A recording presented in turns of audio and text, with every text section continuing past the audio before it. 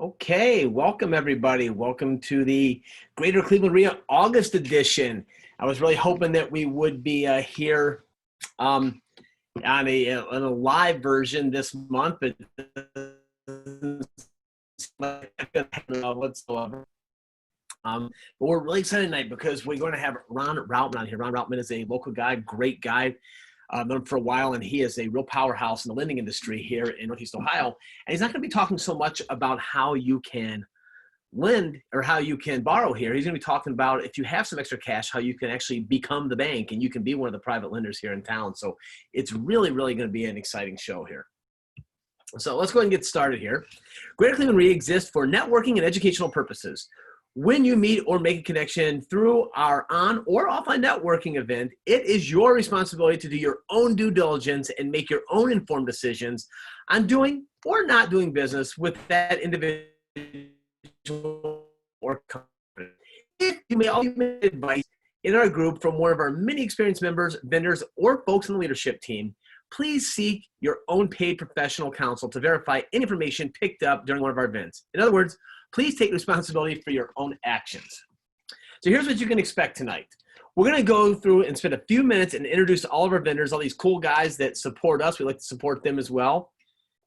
And for all the attendees out there, you can have a Q&A box here. You will have a chance to interact and ask questions to Ron or myself, or even ask some questions about the vendors if you'd like, and we can get those answered for you. And we're going to try to get it answered as quickly as we possibly can.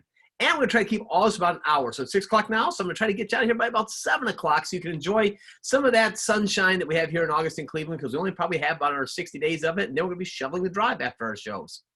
And anything you miss, you can catch on our Cleveland, Ohio Real Estate page on Facebook. You can go ahead and find us on there. It's under Cleveland, Ohio Real Estate, or CORE. And you can post properties on there, buy properties on there, find our vendors, ask questions, all kinds of cool stuff. And let's go ahead and get started and start talking about our vendors here. Kicking off is Triple D LLC. These guys are amazing. They do the tough stuff. You see right there, that's actually a house we were involved in that they jacked it up, put it on stilts, and put a new foundation under it. So if you're looking for underground work, whether it's putting in gas lines or jacking up a house and putting in a foundation or waterproofing, Triple D is the place to call. You can call Don at 216-326-1775. Next, we have Parker Concrete. Parker Concrete is amazing at concrete and underground work as well. They're also doing the tough stuff. So if you want to tear out that driveway or tear out that basement and go ahead and report, go ahead and give Ty Parker a call over at 330-321-9816. Also great at masonry for fixing all those chimneys and tuck pointing and stuff that you might need done to get past those point of sale inspections. MDG Flooring. MDG Flooring is the monstrous flooring company that has the small town feel, and they're affordable. They're right here in Medina County, and great guys. They'll run out. You have a ton of things to choose from, and they handle all the drama so you don't have to. They have their own installers, and those installers will actually come out, put it down, and they will send you a bill. It's amazing. It works exactly how it's supposed to work.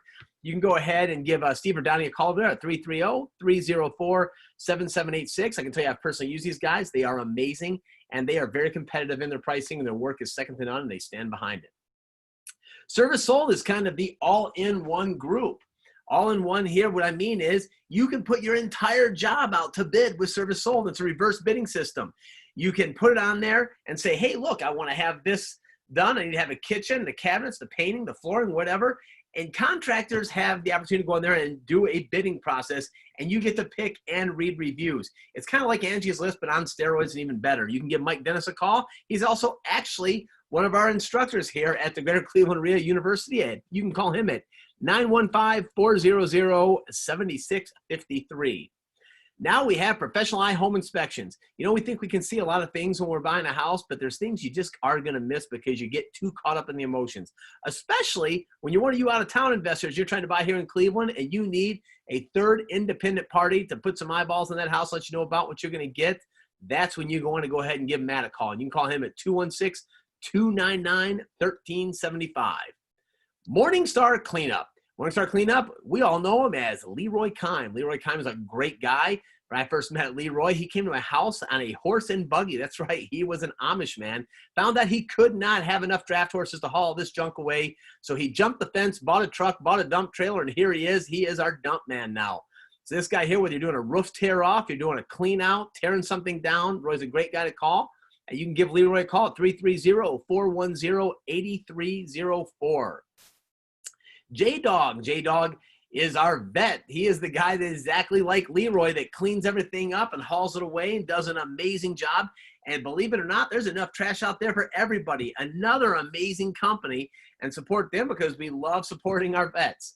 And you can give Kelly a call for all of your cleanup needs if you're emptying a house out, tearing a roof off, whatever you're doing, exactly like you'd be calling Leroy for. You can call J-Dog, amazing company. You can reach them at 330-242-3069. Preferred Security. These guys have saved my butt in the past, and I bet they've saved it even more than once. They are a portable security company that will stop the break-ins on your house, and you don't have to have Wi-Fi there. They run off of cell towers. It's a bucket system. They stick a pole in there, some motion sensors, and guess what? You have a remote control to go in and out. They'll text you if there's a problem, and it keeps the bag place. How I know, because I didn't have them, and mine grew legs. So you can go ahead and you can give Joan a call at 440-821-1037. Auction.com. These guys are taking over the world with all the sheriff sale auctions, the bank-owned auctions, the REO liquidation, and we can all do it from the comfort of our own homes because we don't like to leave the house anymore because of COVID. And I can say these guys are amazing. There's some great deals on there. We actually just grabbed one from them here, and we're working on it right now. Great company, easy to work with. And you can browse from the comfort of your own home. Go to auction.com and check out their inventory. You can call Susan over there if you have any questions at 216-924-0828. Fairway Mortgage, my friend Rich Bailey. Rich Bailey is a lending powerhouse. Whether you're trying to refinance your investment properties or you are trying to go ahead and get one of your tenants financed and make them a homeowner and make you some money from all that equity you have tied up, Rich is the guy. Why I like Rich is because he'll say yes or he'll say no. He won't just leave you dragging on there like all these loan officers will. And that's why I love Rich and Fairway Mortgage. Give him a call at 330-571-2692. Have him text you over his online application, and he can get you some answers pretty darn quick. Russo and Ricky. Old Mike, Ricky, and Angelo Russo, a couple great attorneys here in town. These guys are Mr. Real Estate. So if you're handling an eviction or maybe you need some contract law or you're trying to find a creative way to put a deal together and keep you on the right side of the law, give Russo and Ricky a call. You can call them at 440-447-0331. Farmers Insurance, Mike Norris. Although he's Farmers Insurance, they are not a captive agent. He can shop you all over the place to get you the best price on the best deals. Great thing about Mike too is he has vacancy policies, which is really cool. So we're buying those houses that have no tenants or no owner occupants in there. You have to have a special policy for those. Costs a little more, but it gets you covered. And he's the one that can make that happen. So give Mike Norris a call at 216-831-0400, whether your house is vacant or it's a rental property, or heck, maybe it's just your own personal home and your cars. Great guy to know is Mike Norris. Streeter Law, he is the other attorney in town like the Russo and Rickies. He's an amazing attorney, and he'll handle all those cool things like foreclosure actions and tenant disputes and going to court, going to bat for you if you have housing violations. Amazing guy. This guy has been around forever and ever, and he's a big supporter of the group here, and he is a wealth of knowledge. You can give David Streeter a call personally at 216-407-6644. I believe that's his personal cell phone, and you can even text him, but I'm going to give the same rules I give myself. Don't do it after 9 o'clock at night. Respect some time there, folks. Now we have North Coast Commercial Group, Mr. Neil Wolf. This guy is a lender, a private lender. So when you have those buy, fix, and sells that you're trying to get the money to do the buying and fixing, he's the one. He says maybe when banks say no. You can give Neil a call for your short-term money for just a buy and fix, or your portfolio refinancing, whether it's commercial or residential. He can bundle some things together. I believe he can get you done with a 620 credit score as long as it's not in a war zone, and get you some pretty favorable rates with a 30-year amortization schedule. Neil works some amazing deals. I've done a lot of stuff with this guy. Give him a call at 440-364-9954. Equity Trust. These are the 800-pound gorillas that created the whole self-directed IRA thing back in the 70s with their owner, Dick Dessage. So whether you're trying to start a self-directed IRA, a solo 401k, maybe an HSA, some way you want to direct your self-directed tax sheltering accounts to invest in real estate and mortgages, give Equity Trust a call. They're right there in Westlake, right off the highway. You can't miss that mausoleum they're building over there at 440-323-5491. Open Mind LLC, commercial painting and cleaning. These guys are great for the cleanups between tenants. You're getting done with a rehab. You want those final touches to make it look good. Think about you're selling your car. You want to get it detailed before you sell it. Same thing with your house. Detail your house. Touch up the paint. Make it look right. Go ahead and give Rebecca a call at 216-224-2999. Now, it is the moment we've all been waiting for. We have Mr. Ron Routman. Now, we're going to have to test my technical abilities here to see how well I can do it, bringing him on here to speak with us. But this gentleman is nothing short of a powerhouse. He has over 30 years of experience working in insurance companies, banks, real estate operations, owner of a commercial mortgage company here, and he actually sold to Grubb & Ellis. Successfully completed 7- and 8-figure loans annually. And he's actually also part of NAIOP, the Northeast Association of Apartment Industrial Owners Association there. And they voted him the Banker of the Year for Northern Ohio. I think he still has the trophy, he told me. If you ever get a chance to do business with Ron, it is absolutely worth it. I'll tell you what, it really is cool to deal with somebody that has all the knowledge and is playing at your level. So now let's see if I am playing at the level of being able to bring Ron in here. So let's go here and let's look for Mr. Ron. And you know what? I did notice something too. I'm going to give a shout out here. 2 people I did miss. I just happened to notice off the top of my head here, and I apologize for not having your slides on it before we jump into Ron, is Specialized IRA Company, Specialized Trust Company with Mr. Alan Bruschi. Great guy. And I will put his number out there. And also the iPlan Group. They are also an IRA custodian. And these guys are all fantastic, easy companies to deal with that are really, really customer service based, that when you need a check quick, a conversion quick to get a deal done, they don't hold you up. So I do apologize, guys. I'll give you a special shout out here, another one, but I do realize just off the top of my head that I missed you on that one. I thought that I got through our vendors rather quickly there. That's why I need an assistant during all this stuff. Okay, let me find here our Ron Routman, allow to talk. Ron, you there, sir? Hopefully to a panelist. Hi, Rob. Do we have you there, buddy? Yes. Let's see, do we have you here? Well, maybe I do, I don't. Is the mute on? All right, Ron, do we have you live anywhere here? No. All right, well, let's see. We could stop sharing here. Go back to here. Ron, you're muted?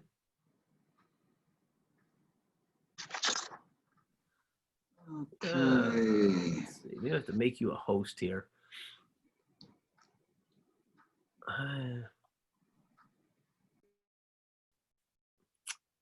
Let's see here. You there, Ron? Yes, I can hear you fine. No, maybe this is not going to be good if I lost you here.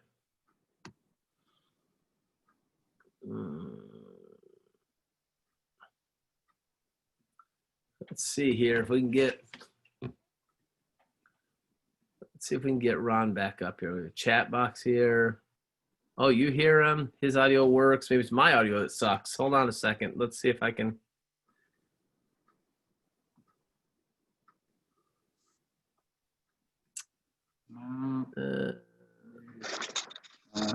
Let's see. Maybe I have a.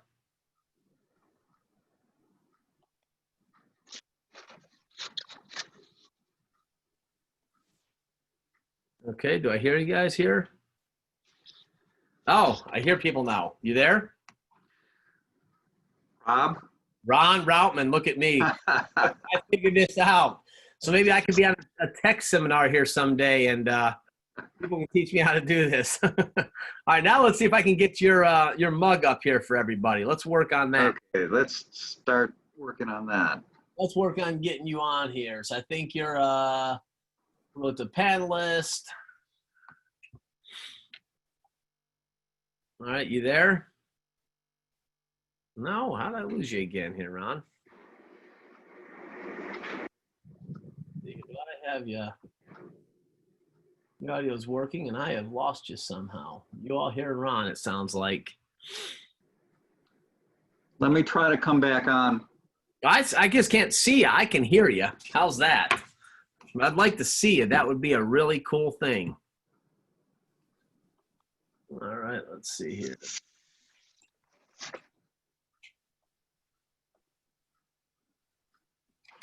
I apologize, everybody. Once I get this here, we will get. Let's see, panelist. Oh, I got you here. Ah, look at you. There you go. Hey, There's that mug of yours. How you doing, sir? terrific. How are you doing? Great. Well, thank you for being on. I really appreciate it. And I apologize to you and everybody else for my lack of skill in being able to bring you on smoothly. I have to work on that. Well, that's exactly my problem. You know, I always have to get my son to help me. Anyways, let's talk about hard money lending. Let's talk about, well, Ron, let's begin by talking about how did you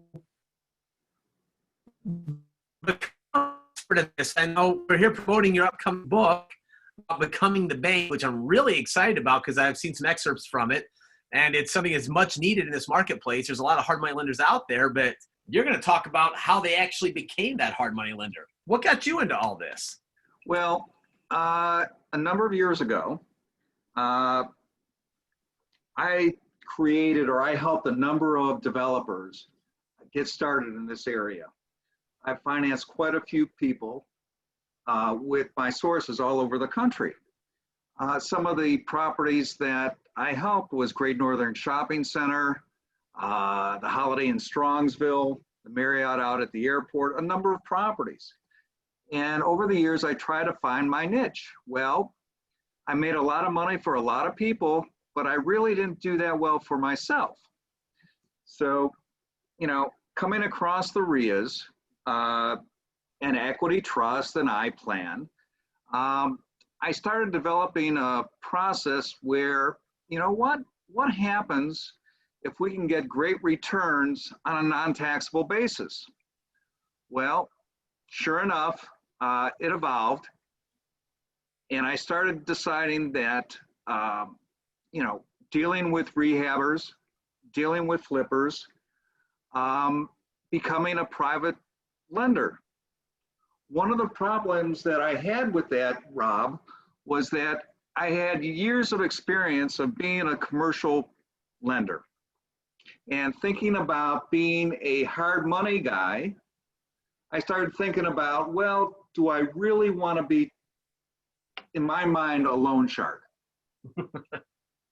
So, you know, in the back of my mind, I'm thinking, well, you know, I really don't want to be the Brotherhood loan store at the corner with the guy sitting behind the desk with two big guys next to him with gold chains. Not a lot of paperwork, but they do fine, okay? Right. But I started looking at the returns. Take a look at the returns that you can get in the market even 5 years ago, 6 years ago, as far as the banks. You know, interest on a loan, interest on a savings and loan. What was it? Maybe 2%, 3%.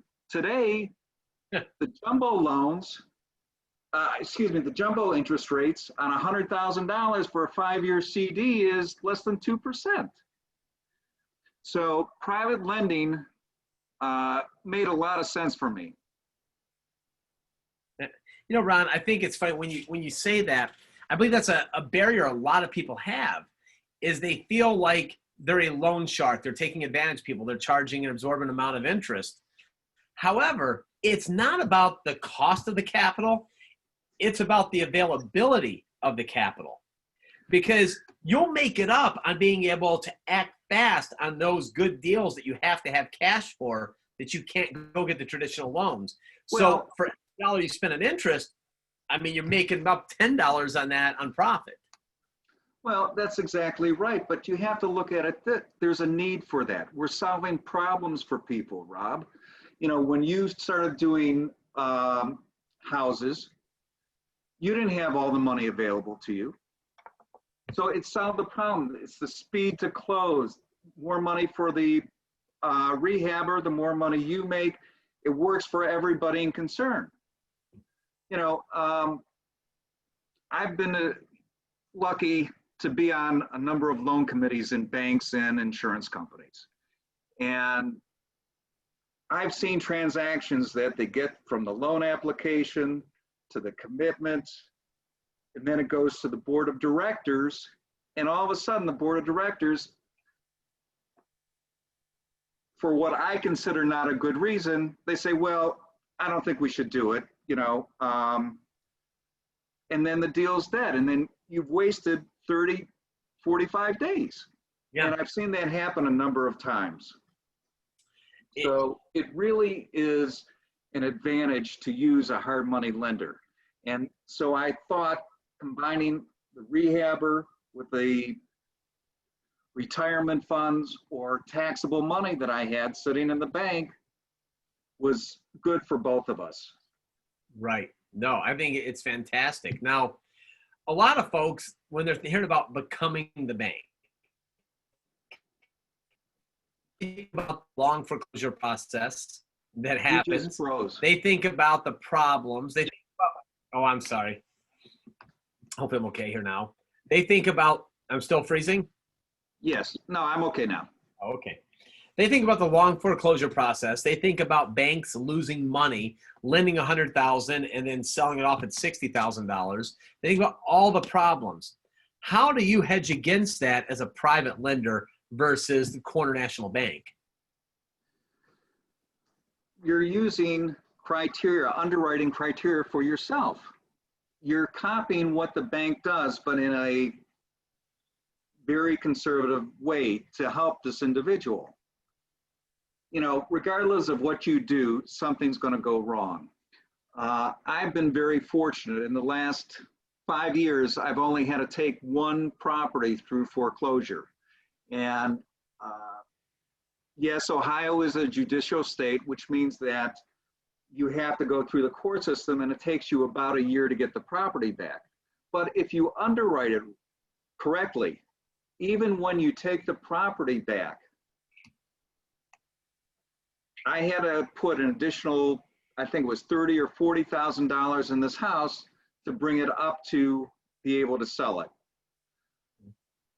Unfortunately, the house was in Shaker Heights with their building department. I'm sure you've dealt with them. Oh, yeah. You know, the point of sale expired after a year. There was water in the basement. I mean, you name it, Rob. This was a good learning lesson. But after it's all said and done, yes, I made a mistake on this borrower. I didn't know he was going to run off with his girlfriend to Brazil. Okay? It was just one of those things. So after it's all said and done, the way it was underwritten, I didn't lose a penny. In fact, I made money after the sale. And I put a good, I made a good house for a family. Wow. That's good. That's perfect. When you're doing your due diligence, I don't believe, Ron, that it's by accident that you've had one take back out of all the loans and activity you've done. It's because of a skill set that you've developed first on someone else's dime for years on these loan committees, and then took that skill set over to here, which I think is amazing now that you've put all of that knowledge up here into a book for other people to basically take the elevator while you took the stairs. Yes. You know, the other things that we're going to talk about in the book is you have to have a good team around you. You have to have a real estate attorney. You know, I've seen people where they've taken off the internet a promissory note. There's basically 4 or 5 documents that the attorney, a good real estate attorney, will provide, will help you with the underwriting. You know, they deal with the title company. They make sure the title insurance is correct and help in the close of the transaction. So you have your lawyer, you have your title company. You have to have a good accountant, and you have to have a good, if you're using taxable money, non-taxable money, you have to have a good custodian, one that can react quickly to you. That was one. So a few things. I'm going to replug a couple of places here. Specialized IRA and iPlan Group were two people I missed on here, and they are both amazing at turnarounds for dealing with this stuff to act quickly. They're both amazing at that, as well as David Streeter, Streeter Law, and Angelo Russo, Michael Ricky over at Russo and Ricky. Mm-hmm. I know firsthand that both those law firms can handle everything that you're talking about. Yes, And, I know firsthand also, Rob. Yeah, and they're very good. And believe me, yeah, it's worth it, Ron, isn't it? Versus the plug and plays off the internet. You know, I still remember one of my first transactions where we sent out the documents and the borrower was a little bit naive. They signed the draft of the promissory notes and the other documents and sent it back to us and said, okay, let's go. Rather than waiting for the title company and completion of the file. But that's where you need the people that have experience in it. But it's a great way to double digit your returns. Right. And I think anyone's going to get into lending, and you know, you can correct me if I'm wrong. It's kind of like for you pilots out there that have flown personal aircraft. You have a checklist. And when lending, you just really need a checklist of things you have to make sure you have and not fly by the seat of your pants. I watch a lot of lenders fly by the seat of their pants, and I see so many things they're missing out on, whether it's, you know, the promissory note, a life insurance policy, the title insurance policy with the lender's policy attached to it. But if you just go down that checklist, Ron, doesn't that make it so much easier and safer?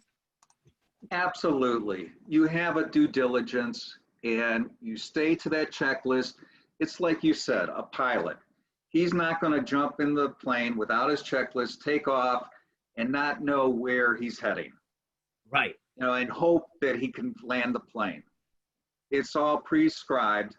And yes, sometimes they hit some rough weather, but that happens. But, you know, you have an idea of what you want to finance.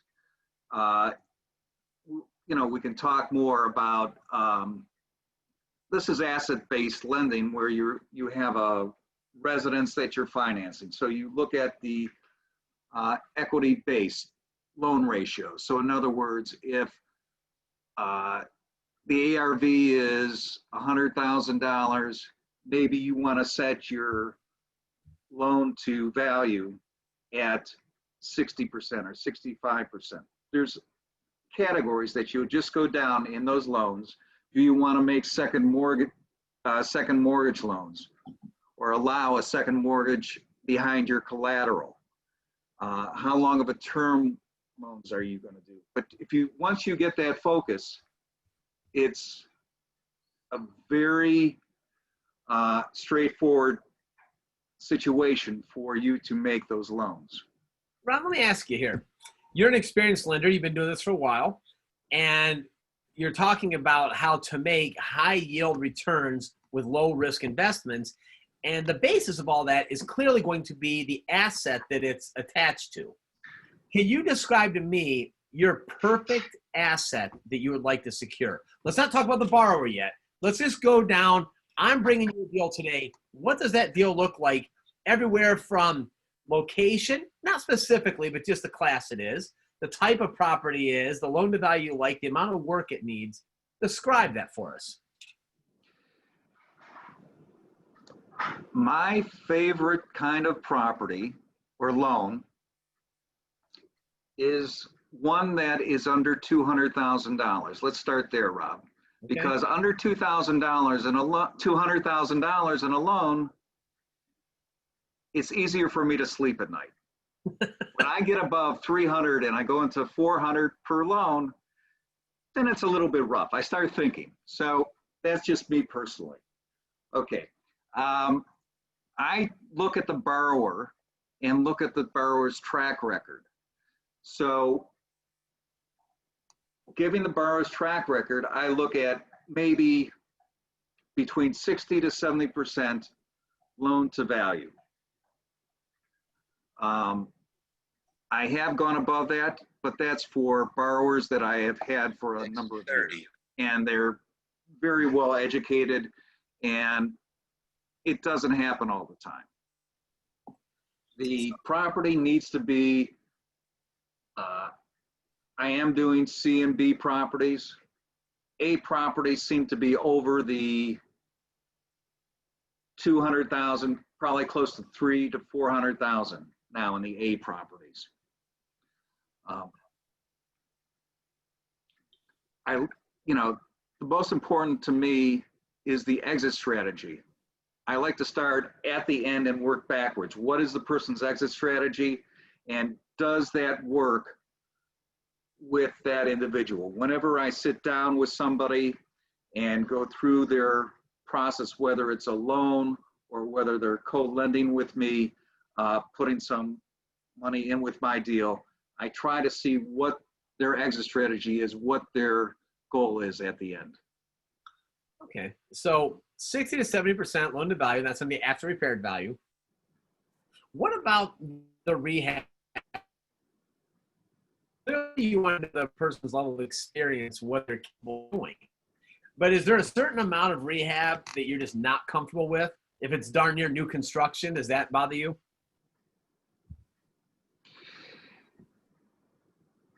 I'm letting the market dictate that to me. New construction, right now you're looking at probably 400 plus. So I haven't been getting involved with that. I did a line of credit with a major grocery chain. So yeah, I do some things on the side. You get bored with doing the same thing day in and day out, okay? About making money safely? But going back, yes. I'm sorry, what's the question again? I went off on a tangent. No, you went off and told me how you hate these low risk investments that are easy and predictable, and you started lending money to grocery stores, which you didn't know anything about. Well, they had 14 acres and there was a house on it, and it just made a lot of sense. Okay? I'm kidding. I'm just kidding. I know. What I'm trying to do here is I want to paint pictures for our listeners here of people that might want to be private lenders. And let's talk about some of the things that like are red flags that they don't want to go near on a property. I would say to start out, probably commercial properties that could have EPA issues would probably be one of my biggest fears.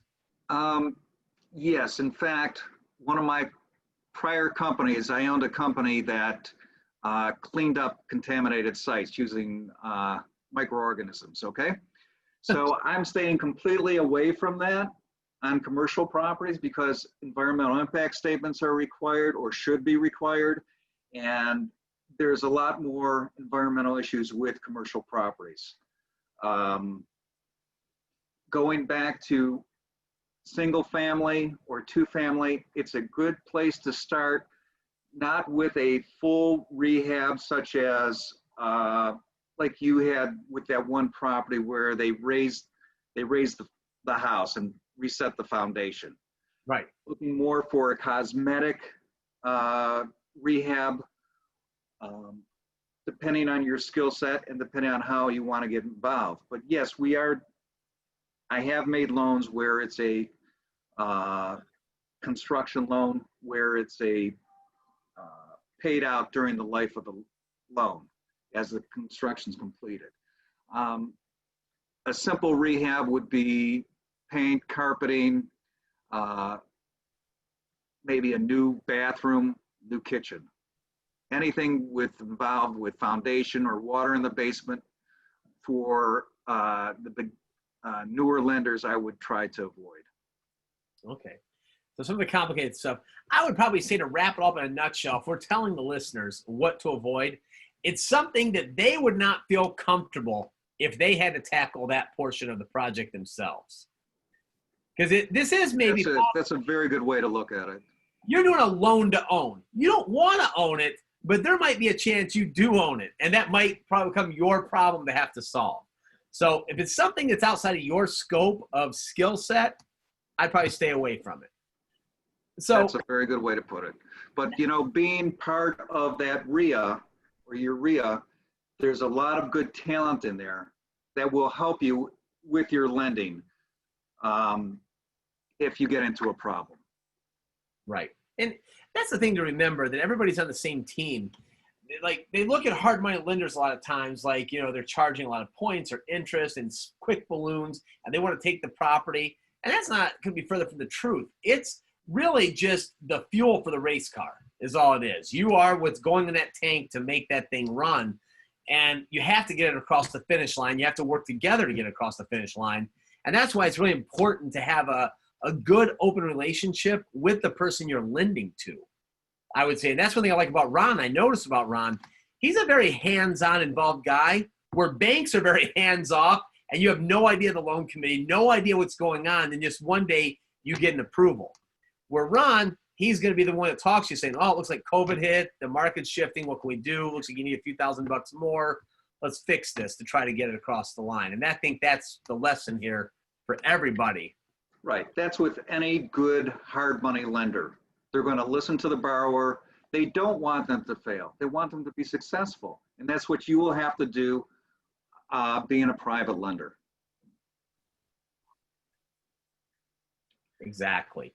So, okay, now let's talk about the person a little bit. Let's talk about, how are you finding these people? Clearly, they can come and join Greater Cleveland REIA, and you can meet all sorts of people that would be good candidates to lend to.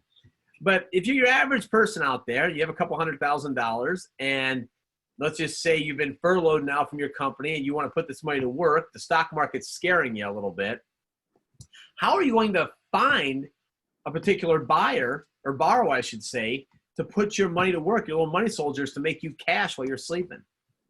Well, the first thing I'm going to start out with is a negative. Do not lend to your friends or family.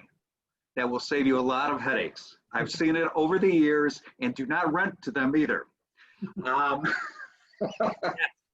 is very true. That is one. Also, be careful of advertising. You're better off word of mouth or at the REIA meetings or networking that way. You do not want to approach somebody for a loan, to offer them a loan, because what happens is there is SEC rulings, and even though you do not need a license, you still have to be within certain kind of guidelines. As far as borrowing money, if, talking with people within the REIA group, there's always a need for more lenders. Yes. Now, here's one thing that I want to put a little note out there on.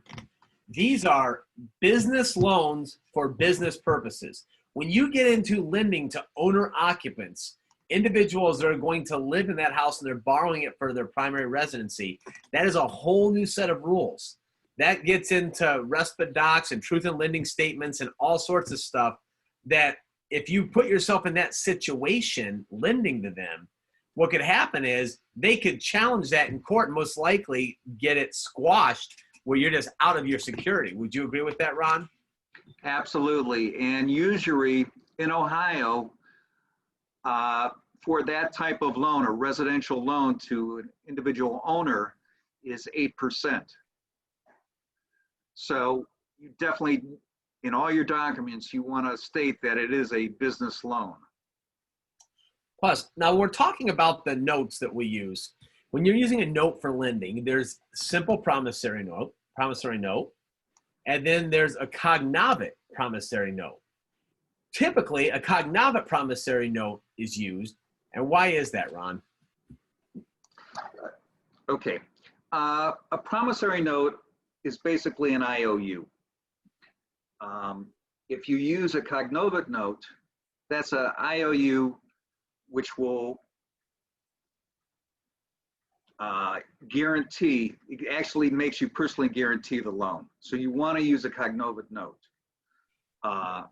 It adds additional security that in the event that there's a problem in the real estate, you can still take a judgment against the individual.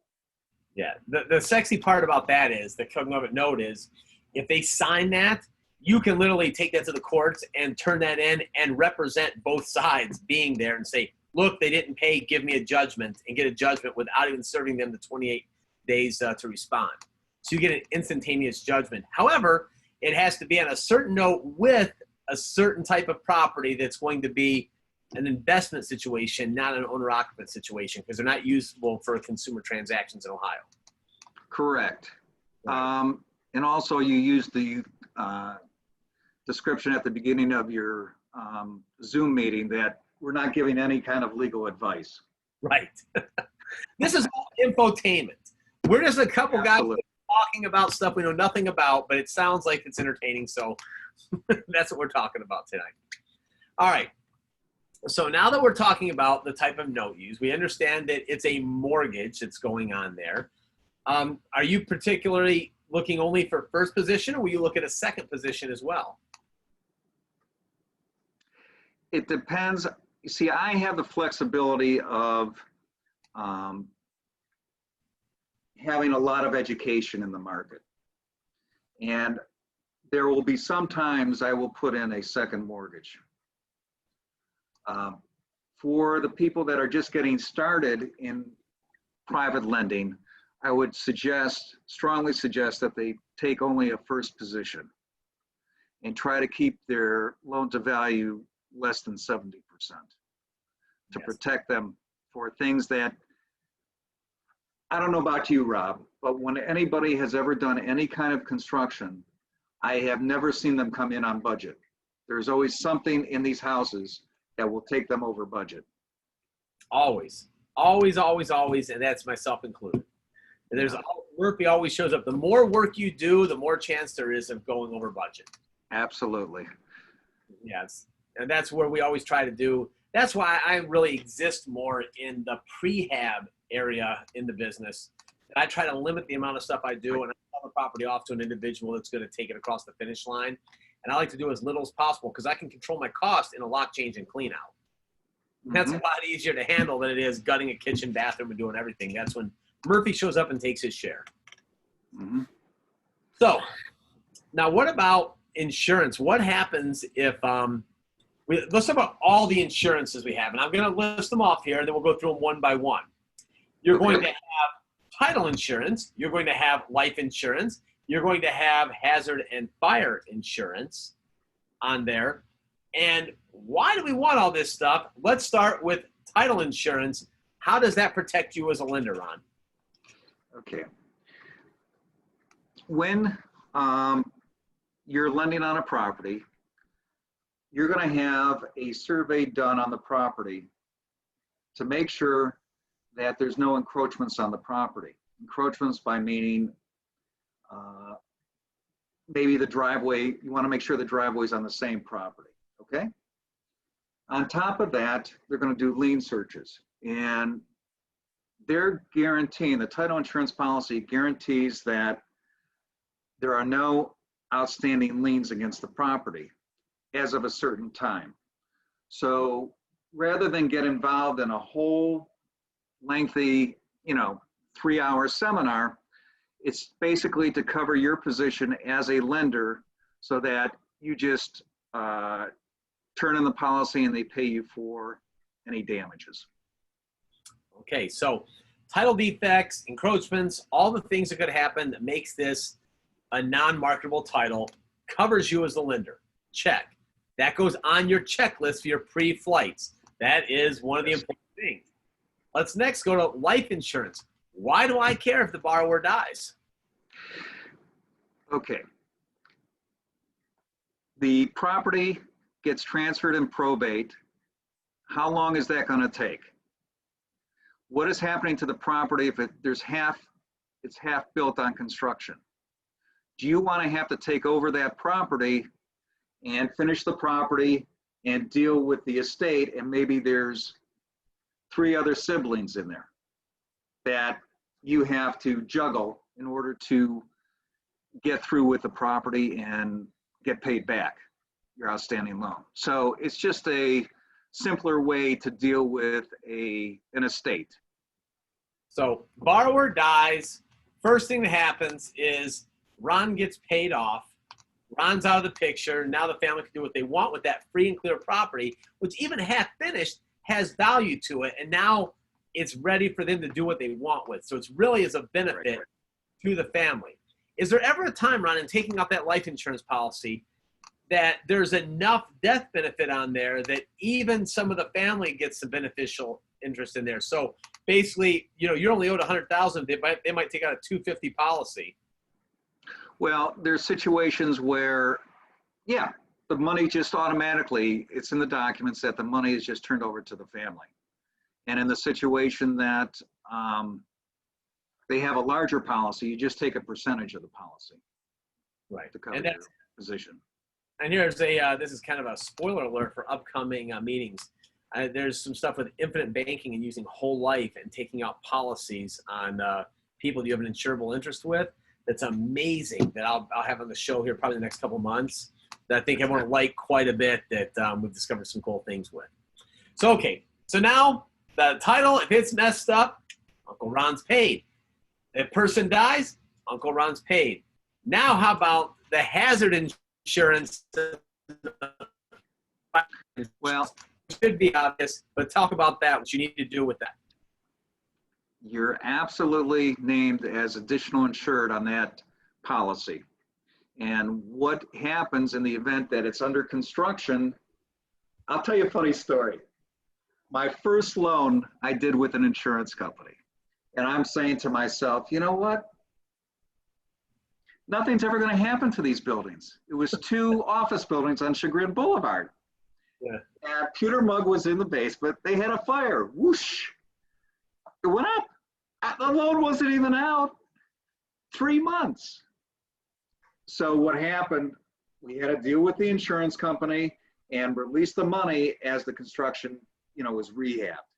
But they had rental interruption insurance and everything, Rob.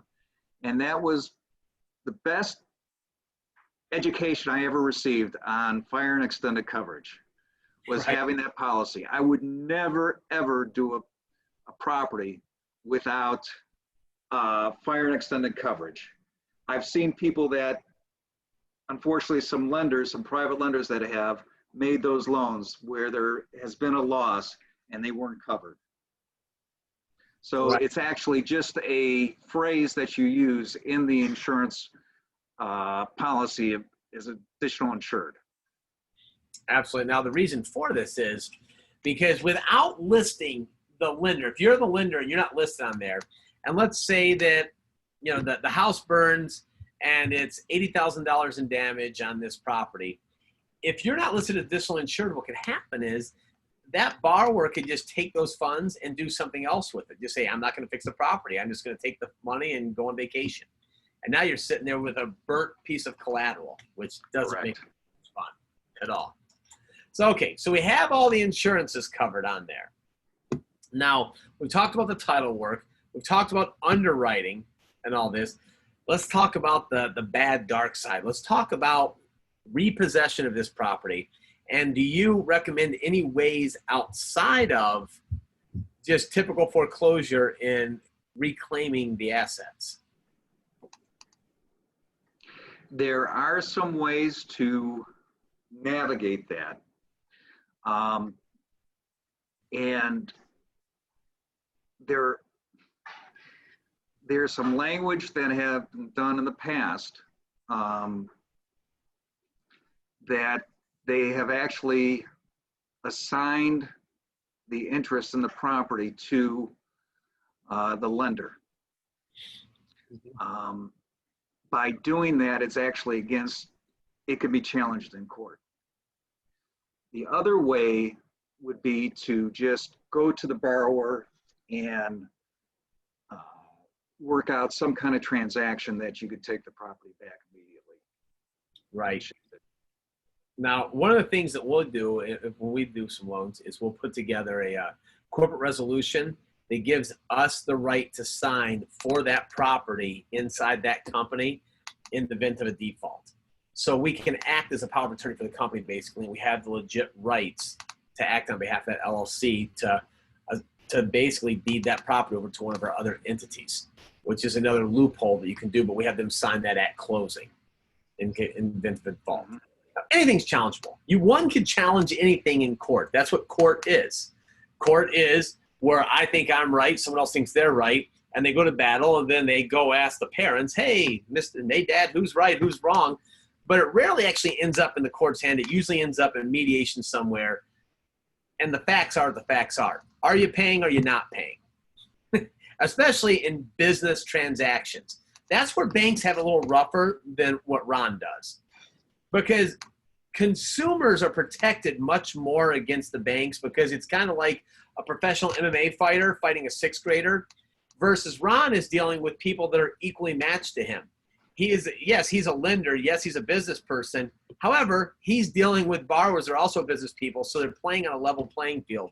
So the courts aren't taking a skewed view at one or the other like they would be if he was lending to a widow and the children and kicking them out of a house. So that's why you really want to stay into the business loans, business purposes. Yes. My opinion, sir. So if you want to open up some questions here, we got some time left. We're probably about 10 minutes down. Now I got to put my eyes back on. I really take for granted $99 glasses. Oh, look at that. We have about 9 minutes left here. So let's try to get some of these stuff here. Some of the questions we had one that was talking about the type of note that we were discussing earlier. We were discussing the Cognavit promissory note. Mm-hmm. You can call Russo and Ricky for that, or you can call David Streeter for that. I would not get back into, just like Ron said, I would not jump into going on Google and just trying to pick these things up, because everything does vary from state to state. And you don't want to get a hold of the wrong paperwork and get it challenged. Definitely not. Ron, what about as far as, do you lend to individuals, or do you also lend to only LLCs? Are you requiring them to put it into a company when you're lending? No, I'm not requiring. I've lent to trusts, LLCs, and individuals. As long as the entity is acceptable in the state of Ohio, it's fine. One thing that you want to do also, I'm going to throw one other caveat out there. You want to lend in your own state. As soon as you go across the state borders, you're getting yourself into more legal questions. That's a great takeaway. I had given that advice to a friend of mine that's lending, and he was lending across the state. And I'm like, you don't have so much money that you're running out of deals to do in Ohio. It's not like you're a gazillionaire and all of a sudden now there's no other houses to lend on, no other borrowers. Stay in your state. Don't start crossing lines, because that is tough when you're trying to go to court out of state. Yeah, if you're going to lend where you know the area. Lend in the neighborhood that you know. Got it, 100%. Now, one thing that I would caution when we're talking about lending to individuals, the challenge with an individual is something that you want to watch out for lurking in the corner are what kind of problems do they have that could attach their name? Do they have any pending lawsuits or judgments or tax consequences or anything out there? Because if it's in their name, attaches them, it could attach the property, which in turn would become a junior lien position and really make the house unsellable, possibly, where you couldn't get the lender back out. So if you are making a loan to an individual, make sure they're pretty clean, unless they're going to put it in an LLC or a trust. That's just my opinion. No, it's very valid. You have to underwrite the person. Right. So we have, can you do a deed in lieu of foreclosure? Very simple, yes. Why not? Exactly. You've minimized your losses. Yes. A deed in lieu of foreclosure is basically just like them crying uncle. They're throwing up the white flag saying, you win, I'm wrong, you're right, there, let's solve the problem. Now, again, if you're the lender in the situation, is what we're teaching you to do here tonight, is you want, before you take that deed in lieu of foreclosure, you want to see if there's any junior liens, if they've had any problems after you. Because especially if Ron Routman's the lender and Ron Routman takes it back in his personal name, and let's say that Rob Gillespie has a second lien on that property because maybe they borrowed some money, maybe I sued him, whatever the reason is, maybe I'm in junior position. Once he takes it back, his position is gone. He's the owner now, and I moved up the first position. So you want to watch if taking it back and doing a little foreclosure if they have junior liens on there. That's just something to... Right. You want to assess it, and having a good title company will get you a review of all the liens, and then you can take a property back. The other thing is, one of the things that you want to be very strong about is when somebody is doing construction on the property, if you're doing a construction loan with them, you want to get lien waivers before you fund additional money. Oh, yes. Definitely get lien waivers, because they may be taking draws and not paying their sub trades. And if that's the case, then you could end up with liens on the property. Back to those junior liens, it makes the property unsellable. And that can be a problem sometimes. Ron, what do you think about getting appraisals, even a drive-by appraisal, just to have a little bit more data? I personally don't mess with it, because I can do what an appraiser can do. I can look and analyze the comps well enough myself. How about for someone? You're bringing back memories. I remember one of my first appraisals years ago. I walked into this house, and the living room wall was cut back about 8 feet so that it would expand for the dining room, and they cut the main bearing wall. So the ceiling was just hanging there. You absolutely want to inspect the property, okay? Whether it's you hire somebody to go through it for whatever, a BPO or a full appraisal, it's very wise to have somebody with knowledge go through the property, that you don't get into one of those situations. Oh. Yeah, the ceiling was just hanging there, Rob. Yeah, it was hysterical. That could be a problem. Now, I have another question here that says, so you do not need a license. Again, when you're lending your own money, that's definitely different than brokering somebody else's money. Absolutely. Absolutely. Again, I would say look at the statutes. But if you want to get licensed in the state of Ohio, that's fine. But for private lending, it may not be necessary. Right. And it's definitely something beyond that. We usually, the biggest thing about this is using these tax advantage accounts like iPlan and Specialized IRA and Equity Trust can allow you to do. And all three of them, they're all sponsors here, and they all have so much education on this, on how to set up your entities, that they give you. They give you so much education, more than a college education, and they don't even charge for it. I mean, maybe $40 or something silly, because they're covering the cost of coffee and donuts for the morning. But it's a wealth of knowledge on how to roll your 401k and your IRAs over and do this so you have the liquidity. And I can tell you why Ron does this, because he sleeps better at night knowing that if he has $1,000 or $100,000 out at 10%, that he's making $10,000 a year. And if not, he has an asset he can grab, versus that $100,000 sitting in the stock market. That thing's looked like a ride at Cedar Point this year. It was at like 31 to 18 to 24. It's all over the place. Well, look at it like this, Rob. Also, say you're getting 10% on your money, and what tax bracket are you in? Okay? Right. So that 10% would be 7% or 6%. Right. When it all said, now it's an absolute 10%. That's 30% more on your money. Exactly. And over a period of years, it grows. And then you have, well, they changed some of the rules, but you can pass it on if you don't use all the money. Where's Roberta? She can tell you all about this, and some of the other guys and some of the other custodians. I mean, it's phenomenal. But, I didn't pick this up. I picked this up a lot later in life than a lot of people. Okay? Well, I just used to go out there and I would make money. Oh, I need more money. All right, I'll go make more money. But, think about on $100,000, if you're making another 30% by just avoiding the taxes. And it's all legal, legit stuff. Right. Any of our vendors can tell you how to do that. Equity Trust, Specialized RA, or Equity Trust and iPlan Group. They can all do that for you.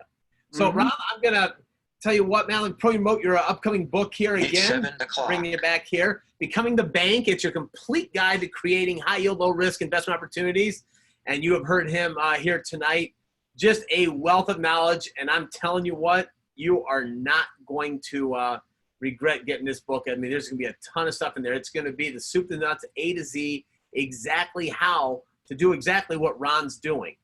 And I know Ron is going to be available as well. If you have any questions, Ron, can you still hear me on there? Yes, I can.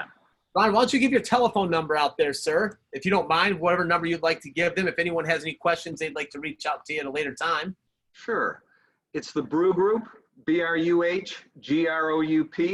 @gmail.com. And the phone number is 216-309-2686. Awesome. That is awesome, Ron. Thank you so much for sharing that. And we're back it up a little bit here. And if you're interested in becoming a member or a vendor, you can visit us on our website or call us directly at greaterclevelandria.com.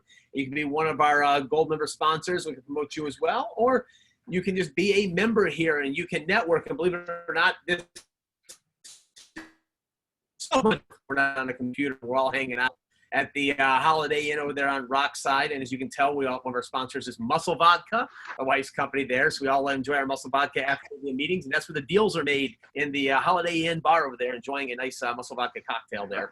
And everyone, thanks for watching. It's the second Tuesday of every month. We have our live monthly meeting. Let's pray we all go back to being live next month. That would be amazing. I don't want to do it, though, if we have to wear masks. It's just going to be awkward. You won't be able to hear us. So most likely, I'm going to guess that next month will probably still be online again. We'll have to announce exactly who is going to be the speaker. We don't have that lined up there for you yet. And check out our Facebook page. Put all your off-market properties, our buy, sell, swap, trade, anything, drop onto Facebook. You have a recording of this webinar on there. You can reach out to all of our vendors. We'll have their contact information on there. And don't forget, you can always call us if you have any questions whatsoever and try to make the connections you need here. That's what RIA is all about. Ron, thank you so much, my friend, for being on. You are an amazing wealth of knowledge. I wish we could have had a 2-hour show with you. Rob, thank you so much for the opportunity. I'm looking for, you know what? I got Absolutely. I got something I want to throw out to the people. I want you guys to think about 2 o'clock in the morning tonight. I want you to think about being a private lender and how you can do that. And then if it happens that you do get up, write down any kind of questions, any kind of thoughts, and email them to me. And I will answer and help you get started. Oh, that's an amazing offer, Ron. I appreciate it. And that's exactly why here at Greater Cleveland RIA, we have real players on these shows, real players that are speakers. They're actually doing it. And you didn't hear Ron one time saying, hey, send me $997 and I'll answer your questions. He said, email me and let's get you started in private lending. And that's what I love about this guy, because givers gain. This guy goes out there and gives, and that's why he keeps going up the mountain. So thank you so much, Ron, again. Thank you, everyone, for being here. We look forward to seeing you next month, the second Tuesday. And make sure you reach out to Ron. Thanks again, sir. Okay, we'll see everybody. All right, take care, guys. Bye-bye.